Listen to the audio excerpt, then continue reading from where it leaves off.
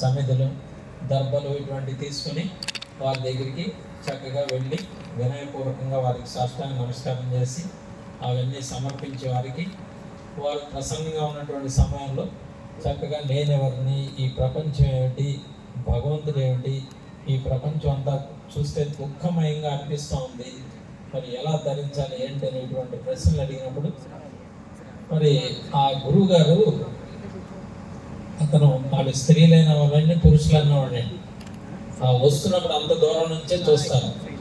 ఓహో ఈ మన దగ్గరికి వస్తున్నాడు, మనం ఇక్కడ ఆశ్రమాలకు ఎవరు వెళ్తారండి, అక్కడికి వెళ్తే స్వామీజులు అది తాగొద్దు, ఇది తినొద్దు, అది చేయొద్దు, ఇది చేయొద్దు అని అంటారు కదా. ఇటువంటి స్వామివారి దగ్గరికి ఎవరు వస్తారంటే ఎవరు రారు. ఎందుకంటే ఆ స్వామివారు ఏదో ఒకటి రెస్ట్రిక్షన్లు పెడతారు, మనం అవన్నీ పాటించలేమని భయంతో ఎవరు రారు.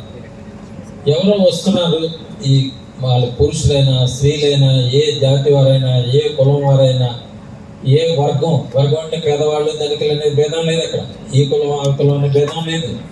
వాళ్ళు ఏ జాతి వాళ్ళు ఆ జాతి వాళ్ళు అనే భేదం లేదు. ఎవరైనా మన దగ్గరికి వస్తున్నారు అని అంటే వీళ్ళకేదో కొంచెం పూర్వ పుణ్యం ఉంది కాబట్టి వాళ్ళని మనం ఉద్ధరించాలి అనేటువంటి సంకల్పం ఆ గురువు గారికి మొదట్లోనే కలిగిపోతుందన్నమాట. సరే గురువు గారిని ఆశ్రయించినప్పుడు మరి చక్కగా వారిని ప్రశ్నలు దాని ద్వారా వారు మరి ఏం స్వామి ప్రపంచం దుఃఖమైష్టంగా ఉంది, మరి దీని నుంచి ఎలా ధరించాలని అడిగినప్పుడు అయ్యా మీరేం భయపడాల్సిన అవసరం లేదు, ఈ బహిర్గతమైనటువంటి మనసు కానీ ప్రపంచం అంతా కూడా వ్యక్తమవుతూ ఉంది. అంతర్ముఖమైనటువంటి మనస్సు చక్కగా తన స్వరూపమైనటువంటి ఆత్మజ్ఞానంలో లయమైపోయి ప్రశాంతంగా శాంతిని ఆనందాన్ని పొందుతుంది. కాబట్టి ఒకేసారి వారికి నీవు సాక్షాత్ పరబ్రహ్మ స్వరూపుడు అనేటువంటి, నీవు శరీరం కాదు సాక్షాత్ పరబ్రహ్మ స్వరూపుడు అనేటువంటి జ్ఞానాన్ని బోధించినట్లయితే వాళ్ళు కొద్దిగా కన్ఫ్యూజ్ అయిపోతారు. బోధించిన వారికి దోషం వస్తుంది, వారికి చెప్పి విన్న వారికి మంచిది కాదు. అందుకని క్రమంగా ఏం చెప్తారంటే చక్కగా నిష్కామ కర్మ చేసుకోండి, భగవంతుని నిర్మలమైనటువంటి భక్తి నిలవర్చుకోండి అని చక్కగా వారికి చెప్తారు. నిష్కామ కర్మ అంటే ఏంటంటే మనం ప్రతి ఒక్కరు కూడా జీవనం సాగించడానికి ఉద్యోగమో వ్యవసాయమో వ్యాపారమో ఏదో ఒకటి చేస్తూ ఉంటారు. ఆ చేసేటటువంటివన్నీ చక్కగా దైవభావంతో దైవ సేవగా భావించి చేసినట్లయితే ఆ పని అంతా కూడా ఒక పూజలాగా మారుతుందన్నమాట. కాబట్టి మనం ఇంటి దగ్గర పూజా మందిరంలో పూజ చేసుకుంటే ఎంతసేపు చేస్తాం, ఒక అరగంట గంటసేపు చేస్తాం. కానీ మనం పని చేసేటప్పుడు కూడా మనసులో భగవంతుని గుర్తుపెట్టుకుని చేస్తూ ఉన్నట్లయితే 24 గంటలు భగవంతుడితో కనెక్షన్ పెట్టుకుని అవుతాం. భగవంతుడి యొక్క అనుగ్రహం శీఘ్రంగా లభిస్తుంది అన్నమాట. ఒక పతివ్రత స్త్రీ ఉంటుంది, ఇంట్లో అన్ని పనులు చేసుకుంటూ ఉంటుంది, కానీ ఆవిడ మనసు మాత్రం ఆ పక్క గ్రామానికి ఏదో పని మీద వెళ్ళినటువంటి భర్త గారి మీదే లగ్నమై ఉంటుందన్నమాట. కాబట్టి మీరు ప్రపంచంలో ఎన్ని పనులు, ఉద్యోగాలు, వ్యవసాయాలు, వ్యాపారాలు చేసుకుంటూ ఉండండి, ఏది వదలమని చెప్పట్లా. వెంటనే వదిలితే మళ్ళీ ఎటుగాకుండా అవుతారు. కాబట్టి మీ పనులు మీరు చేసుకుంటూ మనస్సును మాత్రం దైవానికి అర్పించండి. ఆ మనసులో భగవంతుని ప్రార్థన చేసుకుంటూ ఇది మీ యొక్క సేవలాగా భావించి చేస్తున్నాను అనేటువంటి భావంతో చేసినట్లయితే అది నిష్కామ కర్మగా మారుతుందన్నమాట. ఇదంతా ఒక పూజలాగా మారుతుంది. దీనివల్ల 3 రకాలైనటువంటి ఉపయోగాలు ఉన్నాయన్నమాట. ఏదో ఒక పని చేస్తున్నాము, కొంత డబ్బులు వస్తాయి, ఇతరుల మీద ఆధారపడకుండా మన జీవనం మనకి జరిగిపోతుంది. చక్కగా ఇటువంటి కార్యక్రమాలు జరుగుతూ ఉంటే 10 రూపాయలు కావాలంటే వారికి డొనేషన్ కూడా ఇచ్చేటటువంటి స్థితిలో మీరంతా ఉంటారన్నమాట. కాబట్టి నిష్కామ కర్మ వల్ల జీవనం జరుగుతూ ఉంటుంది. తర్వాత ఇది మన మనస్సును శుద్ధి చేస్తుందన్నమాట. ఎట్లా అంటే ఈ కర్మ అనేటువంటిది 3 రకాలుగా ఉంటుంది. సంచిత, ప్రారబ్ధ, ఆగామి కర్మ. సంచిత కర్మ అంటే జన్మాంతరాల్లో మనం కొన్ని మంచి పనులు కొన్ని చెడు పనులు చేసి ఉండవచ్చు. వాటి యొక్క సంస్కారాలన్నీ కూడా మన సంచితం అంటే ఒక సంచిలో వాటి యొక్క సంస్కారాలు ఉన్నట్టు ఈ అంతఃకరణంలో ఉంటాయన్నమాట. వీటి నుంచి ఫలదీకృతమైనటువంటి కర్మని విడదీసి భగవంతుడు మనకి ఈ శరీరాన్ని ఇచ్చాడు. కాబట్టి ఈ శరీరం వచ్చే ముందే ఈ శరీరం ఎంత చదువుకోవాలో, ఏ పనులు చేయాలో, ఎంతకాలం జీవించాలో, ఏ ప్రాంతంలో పుట్టాలో ఏంటో అంత వ్యవహారం అంతా ముందే నిర్ణయించబడిపోయి ఈ శరీరం వస్తుందన్నమాట. కాబట్టి ఈ శరీర ప్రారంభం ఉన్నంత వరకు అది కష్టం వచ్చినా సుఖం వచ్చినా అనుభవించక తప్పదు. దీని ప్రారంభం తీరేదంత వరకు మనస్సు ఆ ప్రాణాలు పోవడానికి అనుమతి ఉందన్నమాట. కాబట్టి ఈ ప్రారంభం భోగితే నశ్యాతని, ఈ ప్రారంభం అనుభవించడం ద్వారా పోతుంది. కాబట్టి దీన్ని ప్రారంభ కర్మ అంటారు. తర్వాత ఆగామి కర్మ అంటే ఈ ప్రారంభ కర్మ అంటే మన అమ్ములు పొదులు బాణం విడిచిన బాణం లాంటిది, అది వెళ్ళి లక్ష్యానికి ఎరటికి తగులుతుంది. కాబట్టి ఈ శరీరం అంతవరకు సుఖ దుఃఖాలు ఈ ప్రారంభం అనుభవించక తప్పదన్నమాట. సరే, ఆగామి కర్మ అంటే మన చేతుల్లో మన అమ్ములు పొదిలో ఉన్నటువంటి బాణం లాంటిది. దాన్ని మనం ఎటువైపు అయినా సంధించవచ్చు. మంచి పనులు చేసుకోవడానికి, చెడు పనులు చేసుకోవడానికి సంధించవచ్చు అన్నమాట. అలా ఈ విధంగా కర్మ 3 రకాలుగా ఉంటుంది. కాబట్టి ఈ కర్మ అనేటువంటిది పూర్తిగా నశిస్తే కానీ ఇక శరీరం, కొత్త శరీరం రాకుండా ఉంటుంది. శరీరం వచ్చిందంటే దానికి దుఃఖాలు తప్పవు. కాబట్టి ఈ దుఃఖాల నుంచి తప్పించుకోవాలంటే కర్మ నాశనం చేసుకోవాలన్నమాట. పూర్వ జన్మలో చేసినటువంటి కర్మంతా శుద్ధి చేసుకోవాలంటే అంతఃకరణం నుండి ఈ నిష్కామ కర్మ బాగా చేస్తున్నట్లయితే ఏమవుతుంది అనుకోండి, ఏమవుతుందంటే ఆ అంతఃకరణంలో ఉన్నటువంటి పుణ్యపాప సంస్కారాలు ఈ నిష్కామ కర్మ బాగా చేయటం వల్ల పుణ్యం బాగా పెరుగుతుంది. కొత్త కర్మ యాడవకుండా ఉంటుంది. పుణ్యం బాగా పెరగడం వల్ల ఏమవుతుంది అనుకోండి, ఆ పాపకర్మ అంతా తగ్గుతూ ఆ పుణ్యకర్మ బాగా అధికమవుతూ మనసు శుద్ధి అవుతూ ఉంటుంది అన్నమాట. కొత్త కర్మ కలవకుండా ఉంటుంది. కాబట్టి ఈ నిష్కామ కర్మ ఎంతెంత బాగా చేసుకుంటే మనసు అంత శుద్ధి అవుతూ ఉంటుంది, అంతఃకరణ శుద్ధి కలుగుతుంది. తర్వాత 3వ ఉపయోగం ఏంటంటే భగవంతుడి యొక్క అనుగ్రహం వస్తుంది. వాళ్ళ స్త్రీలైన పురుషులైన ఏ జాతి వారైనా ఎవరైనా ధనికులైన పేదవాళ్ళైన ఈ భేదం అంతా భగవంతుడికి లేదు. వాళ్ళు ఏ భావంతో పనిచేస్తున్నారో చూస్తారు. కాబట్టి ఇదిగో వీడు నిష్కామ భావంతో చేస్తూ నన్ను తెలుసుకోవడానికి మరి కింద మీద పడి ప్రయత్నం చేస్తున్నాడు. కాబట్టి వీడిని ఉద్ధరించాలనేటువంటి భగవంతుడికి అనుగ్రహం కలుగుతుంది అన్నమాట. ఒక పసిపిల్లవాడు అప్పుడే తప్పనడుగు వేస్తుంటే తల్లిదండ్రులు ఎంతో సంతోషంగా చేయి పెట్టి నడిపిస్తారు. అట్లాగే ఈ విధంగా భగవంతుని దృష్టిలో పెట్టుకుని ఆయన సేవగా భావం చేస్తున్నట్లయితే ఆ భగవంతుని యొక్క అనుగ్రహం కలుగుతుందన్నమాట. ఎప్పుడైతే భగవంతుని యొక్క అనుగ్రహం కలిగిందో ఇక ఆధ్యాత్మిక మార్గంలో అనేక విఘ్నాలు వస్తుంటాయి, క్రమంగా తొలుగుతూ ఉంటాయి అన్నమాట. కాబట్టి ఈ నిష్కామ కర్మలో 3 రకాల ఉపయోగాలు. జీవనం జరుగుతుంటుంది, మనస్సు శుద్ధి అవుతుంది, భగవంతుని యొక్క అనుగ్రహం తెచ్చిపెడుతుంది. ఈ సంచితంలో ఉన్నటువంటి పాపకర్మ క్రమక్రమంగా తగ్గుతుంది. పుణ్యకర్మ యొక్క విశేషం వల్ల ఒక వాటర్ ట్యాంక్ ఉందనుకోండి, దానిలో కొద్దిగా చెడు నీళ్ళు ఉన్నాయి కింద. మనం మంచినీళ్ళు బాగా పెడుతుంటే కొంతకాలానికి చెడు నీళ్ళు అన్నీ పోయి మంచినీళ్ళుగానే మిగులుతాయి అన్నమాట. అట్లాగే ఈ చెడు కర్మ అంతా నశించిపోయి ఇంకా పుణ్యం మాత్రం మిగులుతూ ఉంటుంది. ఈ విధంగా మనస్సు శుద్ధి అవుతుంది అన్నమాట. సరే, గురువు గారు ఇట్లా నిష్కామ కర్మ బాగా చేసుకోవాలని చెప్తారు. ఆ తర్వాత భగవంతుని నిర్మలమైనటువంటి భక్తిని అలవర్చుకోమని చెప్తారు. మరి ఆ భగవంతుని ప్రేమే భక్తి అని 4 భక్తి సూత్రాల్లో చెప్పారు, అనేక చోట్ల చెప్పారు. కాబట్టి ఈ విధంగా భగవంతుని అరమరికలు లేనటువంటి భక్తిని ఏర్పరచుకోవాలన్నమాట. ఏదో కోరికలు ఉండే, ఈ కోరిక తీరితే నేను మొక్కు చెల్లించుకుంటానని చేస్తూ ఉంటాను. మళ్ళీ ఆ కోరికలు తీరగానే ఇప్పుడు భగవంతుని మర్చిపోతాను అన్నమాట. అలా కాకుండా భగవంతుని కీర్తించడం, భజించడం నా యొక్క కర్తవ్యం అనేటువంటి భావంతో ఆ భగవంతుని ఓ పరమేశ్వర అనేక జన్మల్లో జన్మించి ఇప్పటికే సుఖ దుఃఖాలు అనుభవించి చాలు నాకు ఈ జీవితంలో నన్ను తరింపజేయనేటువంటి ఆ పరిపూర్ణ శరణాగత భావన ఉండేటటువంటి నిర్మలమైనటువంటి భక్తి అలవర్చుకోమని గురువు గారు చెప్తారు. సరే, ఆశ్రమంలో ఉన్న వాళ్ళైతే ఆశ్రమ సేవ, గురు సేవ చేసుకుంటూ ఉంటారు.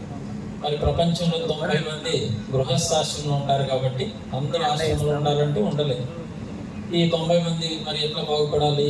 ఈ విధంగా నువ్వు చేసే ఉద్యోగం కానీ, వ్యవసాయం కానీ, వ్యాపారం కానీ నిష్కామ భావంతో చేసుకుంటూ క్రమంగా మనస్సును శుద్ధి చేసుకోమని ఆ గురుదేవులు చెప్తారన్నమాట. సరే, ఈయన చక్కగా వస్తాడు. ఇంటికి వచ్చి కొంతకాలం అభ్యాసం చేస్తూ ఉంటే ఇంకా కొన్ని సందేహాలు వస్తూ ఉంటాయి. మళ్ళీ అప్పుడప్పుడు వెళ్ళి గురువు గారిని అడిగి తెలుసుకుంటూ ఉంటాడు. ఈ విధంగా కొంతకాలం ఈ విచారణ అనేది బాగా కొనసాగాలన్నమాట. అలాగే అటువంటి జిజ్ఞాస కలిగినటువంటి సాధకులు బాగా మరి ఎక్కడెక్కడ ఇటువంటి కార్యక్రమాలు జరుగుతూ ఉంటే అక్కడక్కడికి పరిగెత్తుకు వెళ్ళి సాధు మహాత్ములు చెప్పేటటువంటి విషయాలన్నీ చక్కగా శ్రవణం చేస్తూ ఉంటాడు. క్రమక్రమంగా ఒక సభకి వెళ్ళామనుకోండి, కనీసం ఒక్క మాట ఒక లైన్ అన్న ఒక మన హృదయంలో పడింది అనుకోండి, అదే మన మనసుకు బాగా ఇంకా ఇంకా అభివృద్ధికి తీసుకుని వెళ్తూ ఉంటుందన్నమాట. ఈ విధంగా చేస్తూ ఉండగా మళ్ళీ గురువు గారి దగ్గర మళ్ళీ ఇంకో వారు కొన్ని ఇంద్రియ నిగ్రహాలు చేసుకోవాలి. అది చక్కగా మనకి యమ నియమ ఆసన ప్రాణాయామాలు ఇవన్నీ ఉంటాయి కాబట్టి అలా అహింస, సత్యము, అస్థేయము, బ్రహ్మచర్యము, దయ ఇటువంటి గుణాలన్నీ కూడా క్రమంగా చెప్తారు అన్నమాట. అహింస అంటే ఇతర ప్రాణులకి మన వల్ల ఇతరుల ఎటువంటి ఇబ్బందులు, మనస్సావాచ్య కర్మణ ఎటువంటి ఇబ్బంది లేకుండా చూసుకోవడం ఏదైతే ఉందో అది అహింస. అలాగే సత్యంగా ఉండడం. అస్థేయం అంటే అలాగే రుజుత్వంగా ఉండడం, మనస్సావాచ్య కర్మణ ఒకే పద్ధతిలో ఉండటం అన్నమాట. ఇప్పుడు ఒక ఆయన ఉన్నాడు, ఆయనకి తిరుపతి వెళ్ళాలని ఒక సంకల్పం కలిగింది అనుకోండి. ఆ చెప్పిన మనసులో కలిగిన సంకల్పాన్ని తన ఇంట్లో వాళ్ళకి, తన స్నేహితులకి బోధిస్తారు, చెప్తారు. ఆ చెప్పిన ప్రకారము రైల్లోనో బస్సులోనో లేదా విమానంలోనో టికెట్ బుక్ చేసుకొని అక్కడికి తిరుపతి వెళ్ళి వెంకటేశ్వర స్వామి వారి దర్శనం చేసుకొని మరి చక్కగా ఇంకా చుట్టుపక్కల ఉన్నటువంటి అటు వ్యాసాశ్రమాలు, సుఖబ్రహ్మాశ్రమం, ఇంకేమన్నా ఆశ్రమాలు, ఇంకేమన్నా పుణ్యక్షేత్రాలు, శ్రీనివాసమంగాపురం అవి ఇవన్నీ ఉన్నాయి, అవన్నీ చూసుకొని తిరిగి వచ్చారనుకోండి. అది మనసులో కలిగిన సంకల్పం, మరి ఇతరులకు చెప్పింది, చేసినటువంటిది మూడు కూడా ఒకే రకంగా ఉన్నాయి కాబట్టి దీన్ని త్రికరణ శుద్ధి అంటారు. ఈ విధంగా రుజుత్వాన్ని కలిగి ఉండాలి. సత్యం, అస్థేయం, బ్రహ్మచర్యం. బ్రహ్మచర్యం కూడా మూడు రకాలుగా ఉంటుందన్నమాట. నైష్ఠిక బ్రహ్మచర్యము, గృహస్థ బ్రహ్మచర్యము, విదుర బ్రహ్మచర్యం అనే బ్రహ్మచర్యం మూడు రకాలుగా ఉంటుంది. నైష్ఠిక బ్రహ్మచర్యం అంటే బ్రహ్మచారిగా ఉన్నప్పుడే ఇంకా పూర్వ జన్మలో చేసినటువంటి పుణ్యం వలన డైరెక్ట్గా సన్యాసి అయిపోయేటటువంటి మార్గం ఉంటుందన్నమాట. మనకేంటంటే మన హిందూ జీవన విధానంలో ఒక మనిషి యొక్క జీవితం 100 సంవత్సరాలు అయినట్లయితే ఆ 100 సంవత్సరాలని 4 భాగాలుగా చేసుకుని చక్కగా జీవితాన్ని ప్లానింగ్ చేసుకోమని మన పెద్దలు శాస్త్రాలు చెప్పినాయన్నమాట. మొదటి 20 సంవత్సరాలు ఏం చేయాలి? చక్కగా అధ్యయనం చేయడం, గురుసేవ, ఆశ్రమ సేవ చేసుకోవడం, ఇది బ్రహ్మచార్యం. ఇప్పుడు బయట ప్రపంచంలో ఉన్న వాళ్ళైనా ఒక 25 సంవత్సరాల వరకు చక్కగా బాగా చదువుకుంటే గొప్ప గొప్ప విద్యలు, గొప్ప గొప్ప డిగ్రీలు, పోస్ట్ గ్రాడ్యుయేషన్లు, పిహెచ్డీలు పూర్తి చేసుకోమని చెప్పడం జరిగిందనమాట. దానికి తగినట్టు ఈ రోజుల్లో అందరూ 25-30 సంవత్సరాల వరకు కూడా చదువుతున్నారు. తర్వాత పెళ్లి చేసుకున్న వాళ్ళు జీవితంలో సెటిల్ అయ్యారని. అట్లా దీన్ని బ్రహ్మచర్య ఆశ్రమం అంటారు. తర్వాత గృహస్థాశ్రమం అంటే మరి యుక్త వయసు వచ్చిన తర్వాత ధర్మబద్ధంగా, పూర్వకాలం మరి కొంతమందిని గురుకులాలకు పంపించేసేవారు. వారు 12 సంవత్సరాలు గురువుల దగ్గర సకల విద్యను అభ్యసించి ఆ తర్వాత సంస్కారం ఉంటే సన్యాసులు అయిపోయేవారు, లేదంటే గృహస్థాన్ని ఇంటికి వచ్చేసి ధర్మబద్ధంగా వివాహం చేసుకొని మరి వారు ఒకరిద్దరు సంతానాన్ని కానీ వారికి చక్కగా విద్యాబుద్ధులు నేర్పించి వారిని ప్రయోజకులుగా తీర్చిదిద్ది వారికి మళ్ళీ బాధ్యతలు అప్పచెప్పి మళ్ళీ క్రమంగా బాధ్యతలను తగ్గించుకుంటూ దైవ మార్గం వైపు వస్తూ ఉండేవారు. దీన్ని గృహస్థాశ్రమం అంటారు. ఈ గృహస్థాశ్రమంలో ఉన్నప్పుడు చక్కగా కొన్ని విధులను నిర్వర్తించాలి. మరి చక్కగా దేవతలను పూజించడం, దేవతారాధన చేయడం, అలాగే ఇంట్లో ఉన్నటువంటి తల్లిదండ్రులని, పెద్దల్ని గౌరవించడం, ఉపాధ్యాయులను గౌరవించడం. మరి పొద్దున పరమాత్మ స్వామి వారు చెప్పారు, చక్కగా తల్లిదండ్రులను, ఉపాధ్యాయుల్ని ఆయన ఎంతో గౌరవిస్తుండడం వలన ఈ స్థితికి వచ్చారు. ఇట్లా గౌరవిస్తుండడం, అలాగే ఇంటికి వచ్చినటువంటి అతిథి అభ్యాగతులను గౌరవించడం, అలాగే జీవులందు దయ కలిగి ఉండడం. కొంతమంది చూడండి, భోజనం చేసినప్పుడు ఒక ముద్దాన్నం తీసి బయట కాకులకు, పిల్లలకు వేస్తూ ఉంటారు. ఈ విధంగా జీవులందు దయ కలిగి ఉండడం, ఇటువంటి లక్షణాలను అలవర్చుకున్నట్లయితే గృహస్థోపి విముచ్యతే, గృహస్థాశ్రమంలో ఉన్నటువంటి వారు కూడా తరించిపోయేటటువంటి అవకాశం ఉంటుందన్నమాట. ఆ తర్వాత వానప్రస్థం, గృహస్థాశ్రమం అయిపోయిన తర్వాత వానప్రస్థం 50 నుంచి 75 సంవత్సరాల వరకు ఇక బాధ్యతలన్నీ తగ్గించుకొని దైవ కార్యక్రమాల్లో పాల్గొంటూ సమయాన్ని సద్వినియోగం చేసుకోవడం. ఆ తర్వాత బతికి బాగుంటే 75 నుంచి 100 సంవత్సరాల వరకు సన్యాసాశ్రమం కూడా స్వీకరించి లోకోపకరమైనటువంటి కార్యక్రమాలు చేస్తూ జీవితాన్ని ధన్యం చేసుకోవచ్చు అన్నమాట. ఈ విధంగా మానవ జీవితాన్ని 4 భాగాలుగా ఒక ప్లానింగ్గా సద్వినియోగపరచుకోమని శాస్త్రాలు, మహాత్ములు మనకి చెప్పడం జరిగింది. ఈ విధంగా ఈ బ్రహ్మచర్యం అనేటువంటిది 3 రకాలని చెప్పడం. నైష్ఠిక బ్రహ్మచర్యం అంటే ఈ బ్రహ్మచర్య ఆశ్రమం నుంచే పూర్వ పుణ్య ప్రభావం వలన డైరెక్ట్గా సన్యాసాశ్రమం తీసుకొని జీవితాన్ని ధన్యం చేసుకోవడం. గృహస్థాశ్రమం గురించి ఇప్పుడు చెప్పుకున్నాం రెండోది. ఇక మూడోది విదుర బ్రహ్మచర్యం అంటే కొంచెం వయసులో ఉండగానే, భార్యాభర్తల వయసులో ఉండగానే ఏదో యాక్సిడెంట్ వలన లేదా ఆరోగ్య పరిస్థితిలో ఉన్నాం, వారిలో ఎవరో ఒకరు కాలం చేశారనుకోండి, ఇంకప్పుడు రెండవ వారు ఇంకా నాకు ఈ ప్రపంచం ఈ సంసారం చాలు ఇక అని చెప్పి మిగిలిన సమయం అంతా దైవ చింతనలో గడుపుకుంటూ వారి యొక్క జీవితాన్ని ధన్యం చేసుకున్నారు అనుకోండి, దాన్ని విదుర బ్రహ్మచర్యం అంటారు అన్నమాట. అయితే ఈ రోజుల్లో కాలానుగుణంగా మరి వెంటనే కూడా వివాహం చేసుకుంటున్నారు, అది కూడా తప్పేం కాదు, చేసుకోవచ్చు, మరి ధర్మబద్ధమైన జీవితాన్ని గడుపుకోవచ్చు అన్నమాట. ఈ విధంగా బ్రహ్మచర్యాన్ని శీలించడం, అహింస గురించి చెప్పుకున్నాం. ఇట్లాగే మరి జీవులు ఎందుకు దయ కలిగి ఉండడం. మరి మలయాళంలో వారు చిన్న వయసులోనే వారు పాఠశాల నుంచి తిరిగి వస్తున్నప్పుడు ఒక వేటగాడు, ఒక బోయేవాడు పక్షుల్ని ఆ బోన్లో పెట్టి అమ్ముతూ ఉంటే అవి ఎంతో దుఃఖంగా ఉన్నాయి. వాటిని చూడగానే మరి ఆ చిన్న వయసులోనే ఆ స్వాముల వారికి జాలి కలిగిందన్నమాట. అదే వయసులో ఉన్నటువంటి ఇతర పిల్లలు ఆ పక్షులను బంధింపబడిన పక్షులను చూసి వాటిని పొలంతో పడవడం, ఆనందాన్ని పొందుతున్నారు. కానీ ఈయనకి మరి దయగలిగి, హృదయంలో దయగలిగి వెంటనే వాళ్ళ తల్లిగారి దగ్గరికి వెళ్ళి కొంచెం డబ్బులు అడుగుతారు. ఆ తల్లిగారి నా కుమారుడు ఎప్పుడు డబ్బులు అడగలేదని చెప్పి తీసుకుని వచ్చి ఆ డబ్బులు ఇస్తుంది. అవి తీసుకుని వచ్చి వాటిని పోయేవాడికి ఆ డబ్బులు ఇచ్చే వాటిని కొని వాటిని స్వేచ్ఛగా గాలిలోకి వదిలేస్తే అవి ఆనందంగా వెళ్ళిపోతూ ఉంటే ఎంతో చప్పట్లు ధరించి ఈయన కూడా ఆనందాన్ని పొందాలన్నమాట. కాబట్టి జీవులు ఎందుకు దయగలిగి ఉండాలి. ఇటువంటి గుణాలన్నింటినీ గురువు గారు చక్కగా బోధిస్తారు. ఈ బోధించడం వలన వీటిని క్రమక్రమంగా ఆచరణలో పెడుతూ ఉండగా క్రమంగా మనస్సు శుద్ధి అవుతూ ఈ ఆధ్యాత్మిక మార్గానికి మానవుడు క్రమంగా ఇటువైపు వస్తూ ఉంటాడు. సరే, గురువుగారు మళ్ళీ అప్పుడప్పుడు గురువుగారి దగ్గరికి వెళ్ళి సందేహాలు తీర్చుకోవడం, మంచి విషయాలు వింటూ ఉన్నాడు కాబట్టి అప్పుడప్పుడు గురువుగారి దర్శనం చేసుకోవడం వలన వారు అతని యొక్క యోగ్యతను పరిశీలించి చక్కగా సాధన చతుష్టయ సంపత్తి అనేటువంటి 4 విషయాలను కూడా వారికి బోధిస్తారు. సాధన చతుష్టయ సంపత్తి అంటే నిత్యానిత్య వస్తు వివేకము, ఇహాముత్ర ఫలభోగ విరాగము, సమతమాదేశ సంపత్తి, అలాగే ముముక్షత్వము. ఇప్పుడు ఇందాక వైరాగ్యం కలిగినప్పుడు నేను భగవంతుని తెలుసుకుని తీరాలనేటువంటి తీవ్రమైనటువంటి జిజ్ఞాస ఉండాలన్నమాట. ఎటువంటి జిజ్ఞాస ఉండాలి? మరి ఒక నది ఒడ్డుకి ఒక పిల్లవాడిని తీసుకెళ్ళి ఆ నీళ్ళలో ముంచితే అది బయట పెడితే చాలు అనుకుంటాడు, కానీ అక్కడ కూర్చొని నాకు చాక్లెట్లు బిస్కెట్లు కావాలని కోరుకోడు కదా.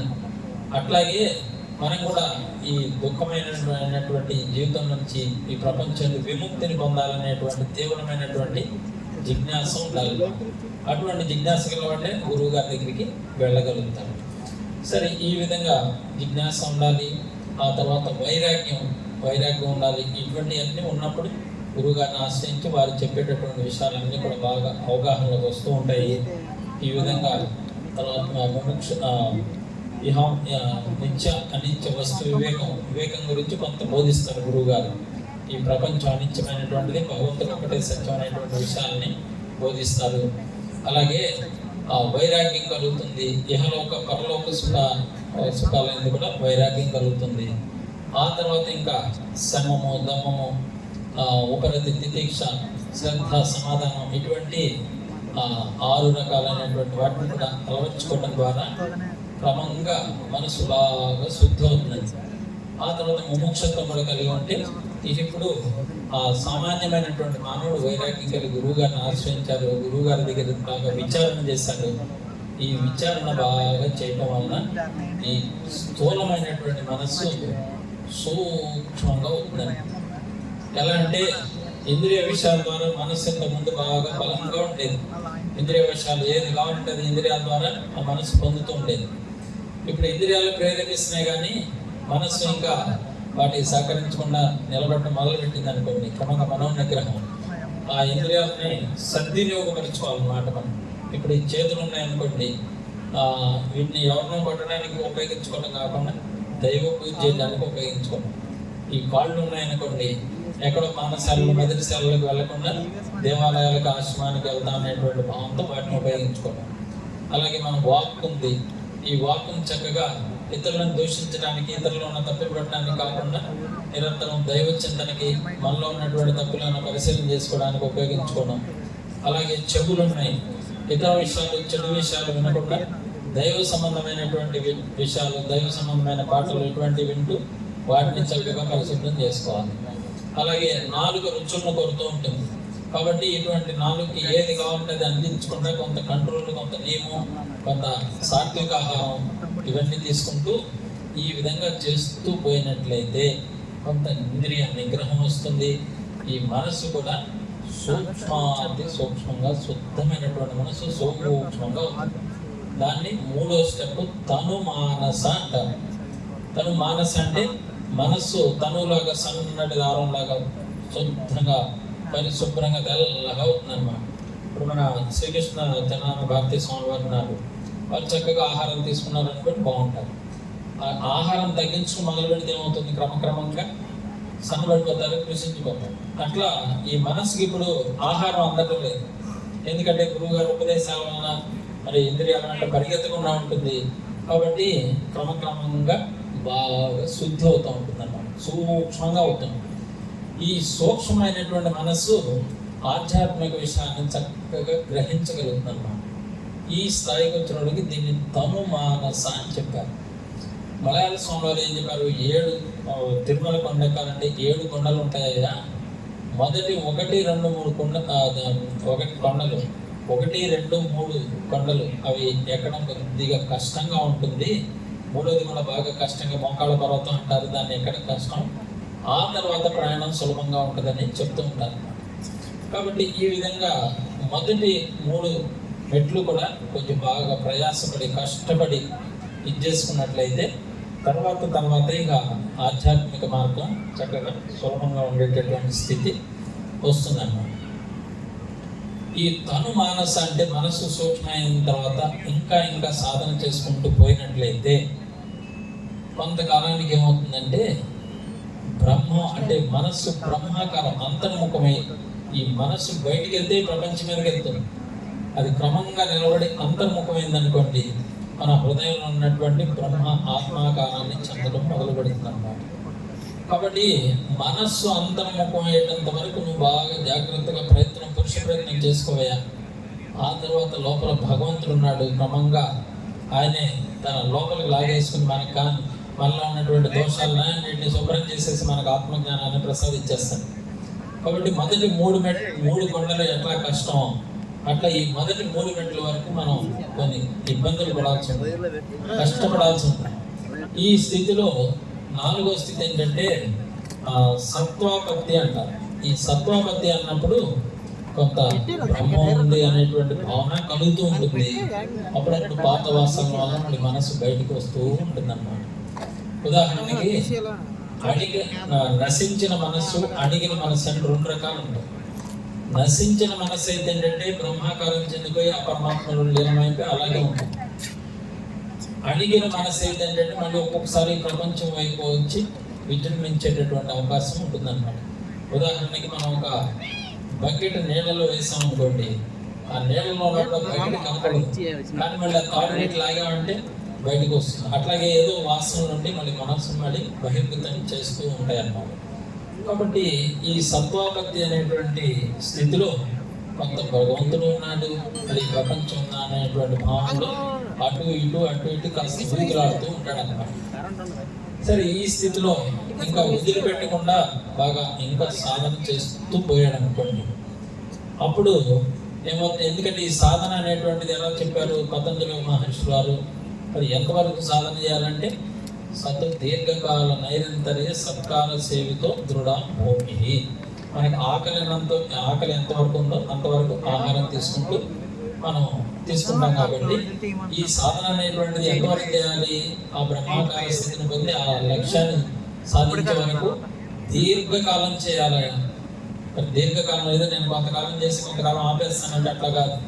దీర్ఘకాల నిరంతరం సత్కార సేవితో దృఢ భూమి. సత్కార సేవితో మన ఈ ఆధ్యాత్మిక మార్గానికి సంబంధించి ఏ చిన్న పని అయినా చేయండి, మరి కుంకుమ పూజ చేయండి, హోమం చేయండి, యజ్ఞం చేయండి, లేకపోతే ఇంటికాడ వ్రతాలు చేసుకుంటారు, కేదారేశ్వర వ్రతం, సత్యనారాయణ స్వామి వ్రతం, లేకపోతే తీర్థయాత్రలు చేస్తారు, లేకపోతే గురువు గారిని సందర్శించుకుంటూ ఉంటారు. అలా నువ్వు ఆధ్యాత్మిక మార్గానికి సంబంధించి సత్యనంద పట్టణాలు మంచి గ్రంథాలు చదువుకుంటారు. ఈ ఆధ్యాత్మిక మార్గానికి సంబంధించి నువ్వు ఏ పని చేసినా కూడా ఇది నన్ను ఆత్మానుభూతి వైపు తీసుకెళ్తుంది అనేటువంటి దృఢ విశ్వాసంతో శ్రద్ధ భక్తులతో చేసినట్లయితే అది క్రమంగా మీకు ఒక దృఢమైనటువంటి భూమికను ఏర్పాటు చేస్తాను. సత్య దీర్ఘకాల నైరంతర్య సత్కార సేవితో దృఢ భూమి అని మన పతంజలి మహర్షి వారు చెప్పడం జరిగింది. కాబట్టి ఆ విధంగా వదిలిపెట్టుకోకుండా చేస్తూ పోయినట్లయితే ఆ తర్వాత అసంశక్తి అనే తర్వాత స్టెప్లోకి వెళ్తా ఉన్నాం. అప్పుడు ఈ ప్రపంచ విషయాలందు మనస్సు ఇంకా పూర్తిగా విముఖత చెందుతుంది. దీన్నే సాధన చతుష్టి సంపదలు ఉపరతి అని కూడా అంటారు. మనకి కళ్ళ ఎదుట అన్ని భోగభాగ్యాలు విషయాలకు సంబంధించిన అన్ని ఉన్నా కూడా మనసు ఇంకా వాటి ఎందుకు పోకుండా స్థిరంగా ఉంటుందన్నమాట. ఈ అసంశక్తి ఇంకప్పుడు మరి ఈ అసంశక్తి అనేటువంటి స్థితికి వచ్చినప్పుడు ఒక 3 గంటల సేపు ధ్యానం చేయాలని సంకల్పం చేసి కూర్చున్నాడు అనుకోండి. ఇక ఆ 3 గంటల తర్వాత ఆ 3 గంటలకి ప్రపంచ భావనే ఉండదు. 3 గంటల తర్వాత మళ్ళీ ప్రపంచ భావనలోకి వస్తాడు. ఈ విధంగా ఒక సామాన్యమైన స్థితి నుంచి స్టెప్ బై స్టెప్ అలా వస్తున్నాడు. ఇంకా ఆ స్థితిలో కూడా ఇంకా బాగా సాధన చేసుకుంటూ పోయారనుకోండి, ఇక అక్కడికి వెళ్ళిన తర్వాత ఇంకా మనస్సు బయటికి రావాలనేటువంటి భావనే ఉండదన్నమాట. ఎవరైనా వచ్చి లేపితే ఆ సమయానికి వచ్చి లేస్తారు. ఎవరైనా ఆహారం సమయం ఎందుకు 2 సమయం వచ్చి ఇక్కడ ఆహారం తీసుకోండి, సాధన బాగానే చేస్తున్నారు కదా, ఆహారం కూడా ఉండాలి కదా, శరీరం నిలబడాలి కదా అని ఆయన దగ్గర ఉండేటువంటి ఆత్మీయులైన వాళ్ళు మగవాళ్ళైనా ఆడవాళ్ళైనా వాళ్ళకి ఆత్మీయులు ఉండేటటువంటి వారు వచ్చి కాస్త ఆహారం తీసుకోండి, మళ్ళీ కావాలంటే ధ్యానం చేసుకోండి అని చెప్పి పిలిస్తే లేస్తారనమాట. కాబట్టి మనసు ఎటువంటి స్థితికి వచ్చింది? ఇప్పుడు మన మనసు పరిస్థితి సుఖ దుఃఖాలు రాగ ద్వేషాలు నిరంతరం అశాంతిగా కొట్టుకుంటూ అటువంటి స్థితి నుంచి క్రమక్రమంగా శుభేచ్ఛ సువిచారణ తను మానస సత్వాపత్తి అసంశక్తి అనేటువంటి ఈ 5 స్టెప్పులు వచ్చేటప్పటికి క్రమంగా ఇక మనస్సు అంతర్ముఖమై ఆ బ్రహ్మంలో ఆ పరమాత్మ స్థాయిలో నిలబడిపోయి, అంటే హృదయంలో మన యొక్క అసలు స్వరూపం ఉందన్నమాట. ఈ శరీరానికి ఆధారంగా ఒక చైతన్యం అనేటువంటిది ఉంది. ఆ చైతన్యం ఉన్నటువంటి కాళ్ళు చేతులు పనిచేస్తున్నాయి, నోరు మాట్లాడుతుంది, కళ్ళు చూస్తున్నాయి, మరి ముక్కు వాసన చూస్తుంది, నాలుగు రుచి చూస్తుంది, చెవులు వింటున్నాయి. ఇవన్నీ ఇంద్రియాలు ఇట్లా పనిచేస్తూ ఉన్నాయంటే మనలో ఒక పరమాత్మ చైతన్యం ఈ శరీరానికి అంటకుండా, శరీరంలో ఉంటూ శరీరానికి అంటకుండా అతి సూక్ష్మంగా ఉంది. కాబట్టి ఆ సూక్ష్మమైనటువంటి చైతన్య స్వరూపమే నేననేటువంటి జ్ఞానం ఎప్పుడైతే మనస్సుకి కొంచెం అర్థమై ఆ ఆత్మానందాన్ని, ఆ సుఖాన్ని, శాంతిని, ఆనందాన్ని రుచి చూసిందో, అంతర్ముఖమైన రుచి చూసిందో, ఇక అది అక్కడ నిలబడిపోవటం మొదలు పెడుతుంది అన్నమాట. ఇప్పుడు మన మనస్సును ఒక క్షణం నిలబెడదామంటే నిలబడట్లేదు. అటువంటిది ఆ మనస్సు అప్పుడు లేవమంటే లేవదండి, ఆ స్థితికి వస్తాడన్నమాట. ఈ విధంగా చేసుకుంటూ అసంశక్తి అనేటువంటి స్థితిలో కూడా ఇంకా సాధన చేసుకుంటూ పోతే పదార్థాభావిని ఈ ప్రపంచంలో ఉన్నటువంటి వస్తువులు ఎంత పూర్తిగా ఆసక్తి నశించి సమస్తము కూడా ఈ పదార్థాలు కనబడకుండా సమస్తము బ్రహ్మమయంగా కనబడటం మొదలు పెడుతుంది అన్నమాట. అటువంటి స్థితిలో మరి ఎంతో ఆ స్థితిలో ఆత్మస్థితిలో ఉండిపోయి ప్రశాంతంగా శాంతిగా ఆనందంగా ఉంటారు. ఆ సమయానికి ఎవరైనా పెడితే వచ్చి తీసుకుంటారు, రేపు పెడితే తీసుకుంటూ ఉంటారు. ఇంకా ఆ స్థాయిలో కూడా సాధన చేసుకుంటూ పోగా ఇంకా ఆఖరి స్థితి కలుగుతుందండి, తురీయావస్థ అంటారు. ఇంకా మనసులో ఎటువంటి ప్రపంచ సంకల్పాలు లేవు, నేను వేరు అవతల వాళ్ళు వేరు అనేటువంటి భావం లేదు, నేను వేరు ఈ ప్రపంచం వేరు అనేటువంటి భావం లేదు. నా యొక్క స్వరూపమే అసలు అదే నా యొక్క స్వరూపము. ఇక అక్కడ పరమాత్మ అన్న, గురువు అన్న, జీవుడు అన్నీ ఒకటే ఉండేది, ఒకే ఆత్మ వస్తూ అన్నమాట. మొత్తం పరతరం నాసి కించిదస్తి ధనంజయ అని చెప్పాడు భగవంతుడు. నాకంటే అన్యంగా ప్రపంచంలో ఎంత కూడా లేదయ్యా, సీమ తలకాయ అంత కూడా లేదని భగవంతుడు చెప్పేశాడు. కాబట్టి ఆ స్థితిలో ఆయనకి లోపల చూసుకున్న బయట చూసిన అంత బ్రహ్మమయంగా కనిపిస్తున్నాను. కాబట్టి ఈ స్థితిలో ఇక మనస్సు బయటకు వచ్చేది ఉండదు, ఎవరన్నా లేపినా కూడా లేసే స్థితి ఉండదు. అటువంటి స్థితిలో ఎవరైనా ఆహారం తీసుకునే పూర్వం అలవాటు ఉంది కాబట్టి ఆ అలవాట్లు ఆ సమయంలో ఏదైనా నోరు తెరిస్తే ఆ పక్కన ఉన్నటువంటి శిష్యులు సేవ చేసే వరకు ఏదైనా ఆహారం పెడితే అట్లా తింటాడు, లేకపోతే లేదు. ఆ స్థితిలో 21 రోజుల నుండి ఆ తర్వాత ఈ శరీరాన్ని త్యజిస్తానని చెప్తోంది.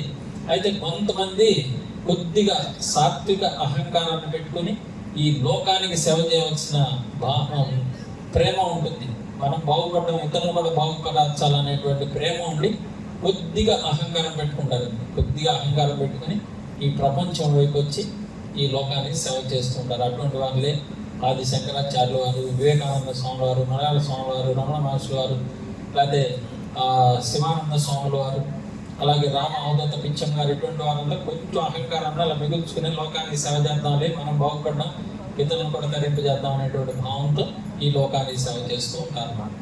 కొంతమంది ఇక ఇందాక చెప్పినట్టు వారు ఇంకా లోకం అంటూ ఏమీ లేదు, నాకంటే అతిరిక్తంగా లోకమే లేదు, ఇంకా లేని లోకానికి నేనేంటి సేవ చేస్తుంది అనేటువంటి భావంతో ఆ బ్రహ్మభావంలోనే ఉండిపోయి ఈ శరీరాన్ని త్యజిస్తారు. ఈ శరీరం దాని ప్రారంభం ఉన్నంత వరకు ఉంటుంది, ఆ తర్వాత కాలగర్భంలో కలిసిపోతుంది. అప్పుడు ఈ శరీరం పోయిందన్న దుఃఖం లేదు, ఎటువంటి స్థితి లేకుండా ఆనందమయంగా ఉంటారు. అటువంటి స్థితిని పొందితే అది తురీయావస్థ అంటారు. కాబట్టి మహర్షి సద్గురు శ్రీ మలయాళ స్వామి వారు, రమణ మహర్షి వారు, శివానంద స్వామి వారు, రామ అవధూత పిచ్చమ్మ గారు, ఇలా అనేక మంది మరి మహాత్ములు, కొంతమంది నిష్కామ కర్మ మార్గంలో, కొంతమంది భక్తి మార్గంలో, కొంతమంది యోగ మార్గంలో, కొంతమంది జ్ఞాన మార్గంలో, కొంతమంది 4 మార్గాలలోని అవలంబించి ఆ స్థితికి చెంది వివేకానంద స్వామి వారిని ప్రతి ఒక్కరిలో దివ్యత్వం నిండీకృతం ఉన్నాయి. దాన్ని బహిర్గతపరచుకున్నాను. దాన్ని బహిర్గతపరచుకోవడానికి ఏదో ఒక మార్గాన్ని మీరు ఎంచుకోండి అని చెప్పారు అన్నమాట. 4 మార్గాలను ఎంచుకున్నా కూడా మంచిది. ఇట్లా మనకి ఆధ్యాత్మిక మార్గంలో నిష్కామ కర్మ మార్గం ఉంటుంది, అది మనసును శుద్ధి చేస్తుంది. మరి నిర్మలమైనటువంటి ఉపాసన మార్గం ఉంటుంది, అది మనసులో ఏకాగ్రత కలుగజేస్తుంది. ఆ తర్వాత జ్ఞాన మార్గం విచారణ చేసి నేనెవరిని, ఈ శరీరం ఏమిటి, ఈ శరీరం నా వయసు ఇప్పుడు ఒక 56 సంవత్సరాలు అనుకుందాం. ఈ 56 సంవత్సరాల ముందు ఈ శరీరం ఉందండి? లేదు, మధ్యలో వచ్చింది. మరి కొంతకాలం తర్వాత ఉంటున్న కాలగర్భంలో కలిసిపోతుంది. ఈ శరీరం రాకముందు ఈ ప్రపంచానికి ఆధారంగా పరమాత్మ చైతన్యం ఉందా లేదా? ఇందాక వీరానంద స్వామి వారు చెప్పారు, ఆ పరమాత్మ చైతన్యం ఎల్లప్పుడూ ఉంటుంది. ఎవరు చెప్పినా అదే చెప్తారు. ఈ శరీరం రాకముందు ఉంది, ఈ శరీరం వచ్చినప్పుడు ఉంది ఆ పరమాత్మ చైతన్యం. ఈ శరీరం కాలగర్భంలో కలిసిపోయిన తర్వాత కూడా అది అలాగే ఉంటుంది. ఈ శరీరం పుట్టింది కాబట్టి చనిపోవడం దీని యొక్క ధర్మం, ప్రకృతి ధర్మం అన్నమాట. ఇప్పుడు ఈ స్టూల్ ఉందనుకోండి, ఈ స్టూల్ కొంత లైఫ్ ఉంటుంది. ఇప్పుడు ఇది ఉంది, కొంతకాలం తర్వాత నశించిపోతుంది. కాబట్టి దీనికంటూ ఒక లైఫ్ ఉంది. కానీ పరమాత్మ అలా కాదు. ఈ స్టూల్ రాకముందు ఉన్నారు, ఇప్పుడు ఉన్నారు, తర్వాత కూడా ఉంటారు. అలాగే ఈ శరీరం రాకముందు నీ యొక్క అసలు స్వరూపం నీవు ఉన్నావు, ఎప్పుడు ఉన్నావు. ఈ శరీరం చనిపోయిన తర్వాత కూడా ఉంటావు. ఈ శరీరం పాంచభౌతికమైనటువంటి ఈ శరీరం వచ్చింది కాబట్టి ఇది కాలగర్భంలో కలిసిపోతుంది. కానీ నీవు మాత్రం అలాగే ఎప్పుడు ఎల్లప్పుడూ శాశ్వతంగా ఉంటావు అని చెప్పి మన హిందూ ధర్మంలో మహాత్ములు ఎంత విచారణ చేసి సూక్ష్మంగా విచారణ చేసి ఒక సామాన్య మానవుడు ఒక గొప్ప బ్రహ్మవేత్త కాదు, సాక్షాత్ భగవంతుడు అయిపోయేటటువంటి మార్గాన్ని చక్కగా మనకి ఒక్కొక్క మెట్టుగా బోధించారు అన్నమాట. ఇది మహాత్ములు నడిచినటువంటి నలిగిన మార్గం కాబట్టి మనం కూడా వారు చెప్పినట్టు, శాస్త్రాలు చెప్పినట్టు ఈ విధంగా జాగ్రత్తగా ప్రయాణం చేస్తూ పోయినట్లయితే ఎక్కడ అపజయం కలగకుండా లక్ష్యాన్ని చేరుకునేటటువంటి అవకాశం చక్కగా కలుగుతుందన్నమాట. కాబట్టి ఈ విధంగానే అనేక మంది ఇటువంటి బ్రహ్మాకార స్థితి నుండి తురియావస్థలో ఉన్నటువంటి మహాత్ములు మరి అనేక మంది మన దేశంలో జన్మించారు, తరించారు, ఇతరులను తరింపజేశారు.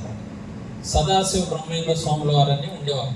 వారు నిరంతరం ఇట్లా ఆత్మానుభూతి, ఆత్మస్థితిలో ఉండేవారు. ఒకసారి ఆయన అట్లా ప్రయాణం చేస్తూ వెళ్తూ ఉన్నాను. కొంచెం దాహం అయింది. అక్కడ వెళ్ళి ఆ ఇంట్లో వెనకాల పెరటి డోర్ ఉంటే దాని నుంచి వెళ్ళి అక్కడ కాస్త నీళ్లు ఉంటే తీసుకుని తాగి మళ్ళీ యువతలు వచ్చేస్తున్నాను. అది ఒక ముస్లిం లీగ్ అనమాట. ఆ ఇంట్లో ఆడవాళ్ళు క్యాల్కులేస్తారు, ఎవరో వచ్చారు అది అన్నట్టు ఇక ముస్లిం వాళ్ళు కత్తి తీసుకుని వాళ్ళు కాస్త మొక్కగా మండిగా ఉంటారు. ఈ స్వామి వారి యొక్క చెయ్యి ఖండించేస్తారు, తెగిపోయింది కానీ కొంచెం ఏదో ఒక నరం అంటా ఉంటే వేలాడుతూ వెళ్తూ ఉంది. ఆయన ఏ భావం లేకుండా మామూలుగా నడిచేస్తున్నాడు. ఆ ముస్లిం అతనికి ఆయనకి ఆశ్చర్యం అయిపోయి గడగడలాడిపోయి భయంకరిపోయింది. వెళ్ళి సాష్టాంగ నమస్కారం కాళ్ళ మీద పడ్డాడు. పర్వాలేదు కదా అని చెప్పి అప్పుడు ఆయనకి అది చేయి తగింది అనే భావం కలిగి ఆ తెగిపోయిన చేతిని ఇలా అనగానే మరి అది ఎలా లేదు. అప్పుడు ఆయన ముందుకెళ్ళిపోతూనే ఉంటారు. అటువంటి తెలియ అవస్థలో అటువంటి మహాత్ములు ఉంటారు. అలాగే శుకుడు ఒకసారి ఆయన ప్రయాణం చేస్తూ ఉంటే అక్కడ కొంతమంది అమ్మగారులు చెరువులో స్నానం చేస్తూ ఉన్నారు. ఆయనకి అటువంటి భావన, ప్రాపంచిక భావనే లేదు. ఆయన దైవ భావం వెళ్తూ ఉన్నాడు. వెనకాల వ్యాసుడు, మరి వ్యాసుడు గొప్పవాడు, మరి తపస్సు చేసినటువంటి గొప్ప మహాత్ముడు. ఆయన వస్తుంటే అమ్మగారులు గబగబా బయటకు వచ్చి ఆ వస్త్రాలు కట్టుకోవడానికి ప్రయత్నం చేశారు. అప్పుడు ఆ వ్యాసుడికి ఆశ్చర్యం కలిగింది. ఇదే నా కుమారుడు చిన్న వయసులో ఉన్నాడు, వాడు వెళ్తుంటే వీళ్ళకి అసలు ఏమీ భావన అనిపించలేదు, నేను వచ్చేవాడికి ఇలా భావన కనిపిస్తుంది అంటే అనుకున్నాను. అప్పుడు ఆ శుకుడు ఆయన గొప్ప బ్రహ్మానుభవ స్థితిలో ఉన్నాడు.